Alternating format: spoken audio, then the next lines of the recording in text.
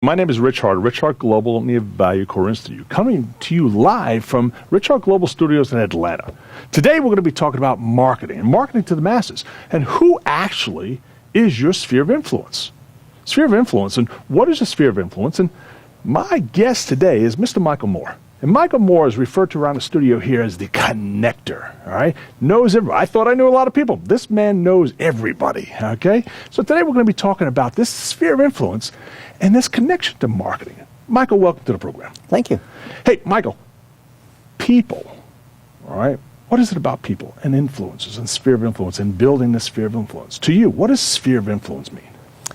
Well, adding some value to those around you and allowing them to add some value to you. That's really a sphere of influence in my world. Good. And so as sphere of influence for those individuals themselves, developing this database, developing their context, developing their clients and customer list, all right? What's most important about developing this sphere of influence? Well, now you went way off down the list. You talk about databases and lists and contacts. Man, we're talking about people. We're talking about the individual relationship you have with people. Right. One person over another person over another person, right. And it builds a sphere. You know, it's kind of like adding. It's who knows you, not necessarily who you know. Right. You're gonna turn these people into a lifetime value, right? Right.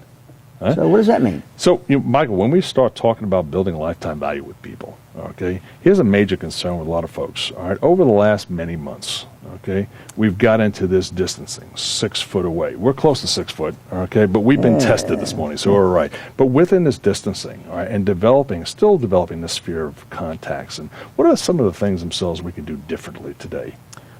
Well, it's good you bring that point up. We had no idea pretty close to 300 days ago that this was going to happen. Right.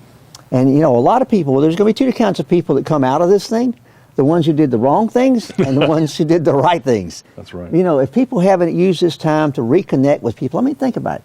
Families are now having Sunday afternoon calls, even on Zoom. Right. And they didn't do that. They're learning secrets about each other. There's family secrets coming out from under the woodwork. You could do that with people you know every day. Yep. You can ask a question to someone that you never took the time to ask before on the phone, and they'll answer it now. And before it was, I got to go. That's right, exactly. We're talking about real estate people. People need to talk about what changes in life are coming up. Sure. That's how you build a sphere of influence. We're a people business. We're a people and relationship building business. Alrighty, and to building that sphere, already, especially within our management and our databases and our CRMs, is going to be extremely important. And following up with that sphere is going to be extremely important.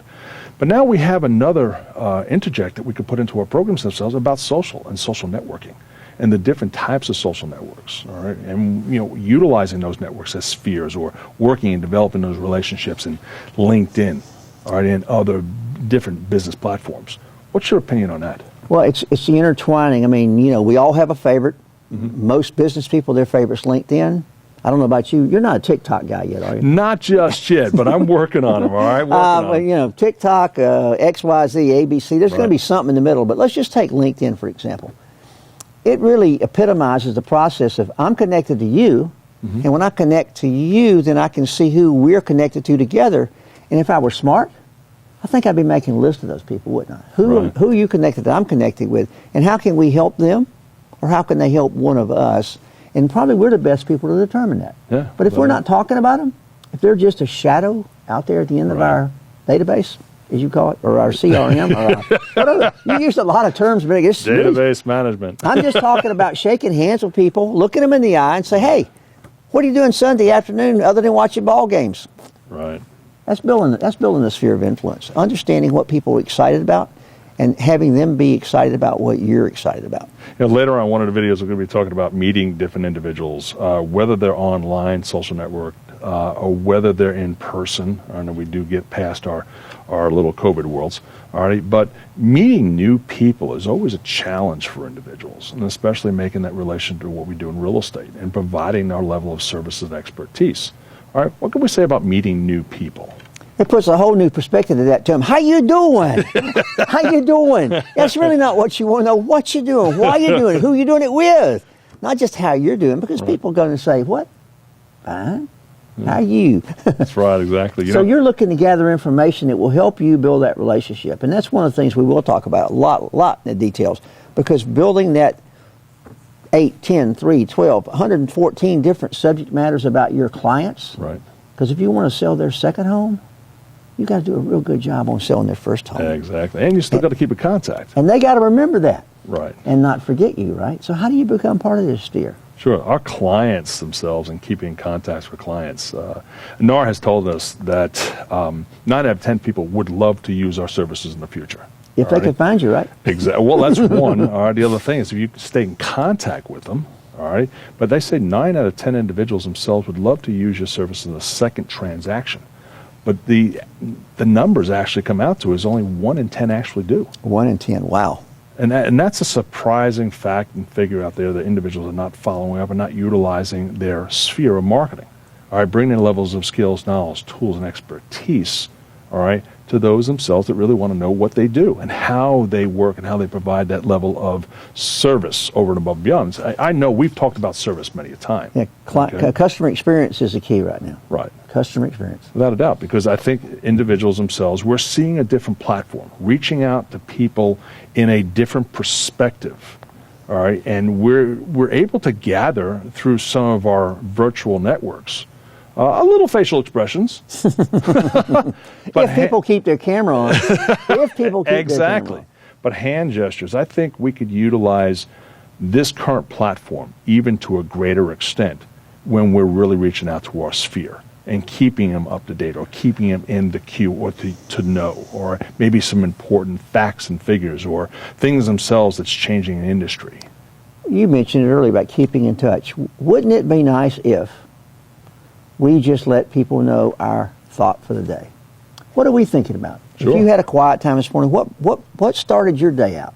If you let just 3 or 4 people a day know that, over a period of a year, you're going to talk to more than 1,000 people. Let them know what's in mind for you. That may hit one of those people. I want to just go back to what you said a minute ago. Did I hear you right? Good. This international, this association said that 9 out of 10 people would do business again. With the same individual that closed the first transaction. So let me do some little math. I took an accounting degree. So 9 out of 10 would, but only 1 do. Out of 10 do actually close or have contact or develop a relationship for the second transaction. So let me reach out there and just ask this silly question. As a real estate individual, could you experience an 800% increase in your business just by following up with the people you probably already did business with? 800%? That ain't a very bad return, is it? That's simple math. I'm from Alabama, and I can do it with my shoes on, folks.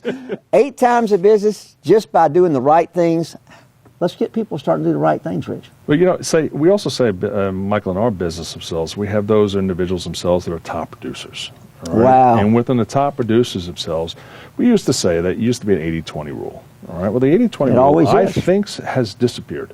All right. We're in a 90-10. Okay. Individuals themselves that are aggressive in their marketing, their tactics, their techniques, engaging with at least, and you're going to see it again, 10 people a day at least, okay, and how to reach out to those people. But when we're reaching out to social networks, we're reaching out to individuals themselves with past transactions, we should also be reaching out to top producers and individuals themselves that are doing it, all right, to pick their brain. Find out what they can do and what you can do better. How do you feel on that? And working with those individuals that are really skilled and knowledgeable.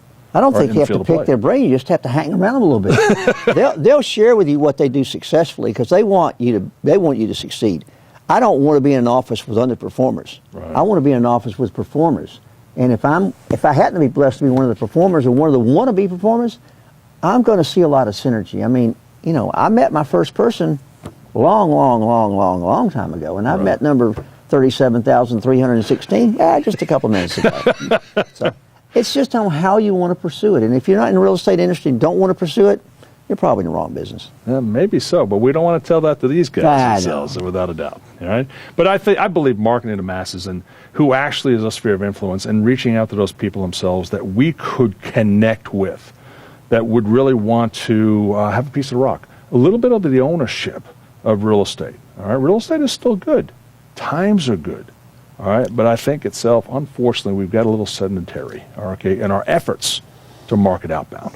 Well, there are a lot of $1 million agents being created every day, even during this time. Without a doubt, 100%, 100% through and through. Well, I'm looking forward to dabbing down into some more of those databases lists successful things to help these Without a top doubt. producers stay top producers. Hey, Michael, I want to thank you for coming on with us today. All right, and My talking pleasure. about this marketing to the masses and the sphere of influence and building a sphere of influence. All right. Again, my name is Rich Hart. Hey, welcome. Thank you very much for joining me today. All right, and welcome to Rich Hart Global and the Value Core Institute, and bright, beautiful, sunny down here, Rich Hart Global Studios in Atlanta. For additional information, and you want to reach out to us, all right, to help you with your sphere of influence or marketing to your masses, you can reach us at 888-966-0878 or just info@richhart.com. That's info@richhart.com. It's been my pleasure to be with you. Thank you very much, and we'll see you on the next video. Have a great day.